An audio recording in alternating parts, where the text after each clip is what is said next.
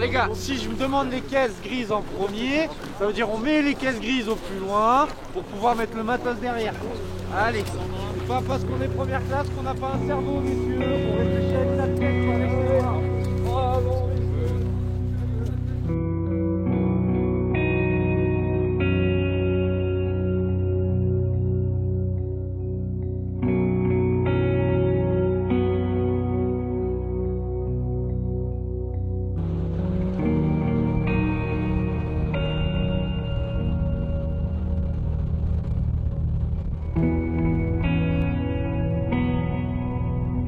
Les conflits actuels nous montrent que ça existe encore, que ça soit là jusqu'à maintenant avec les conflits un petit peu asymétriques qu'on avait pu avoir, que ce soit au Sahel, en Afghanistan, où justement les zones refuge sont des zones de montagne, mais même actuellement avec le retour des guerres symétriques, donc les conflits de haute intensité sur lesquels on travaille actuellement, on se rend bien compte que justement il va falloir tenir ces terrains, tenir ces milieux. Mêmes éléments pour un tir de 5 cartouches, on appuie sur le sac, feu à votre initiative.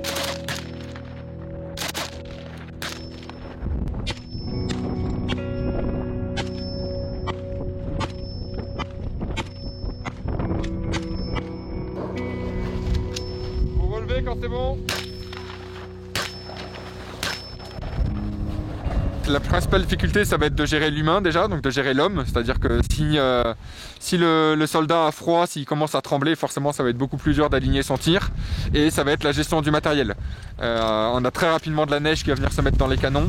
Le froid rend le métal qui est cassant. Et on va avoir de l'armement qui est vraiment soumis à rude épreuve.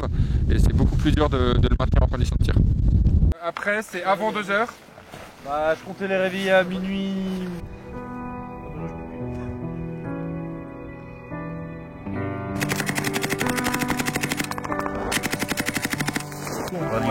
Dans la poche. Pas unité, faudra qu'il reparler. Pas unité terminée. Top.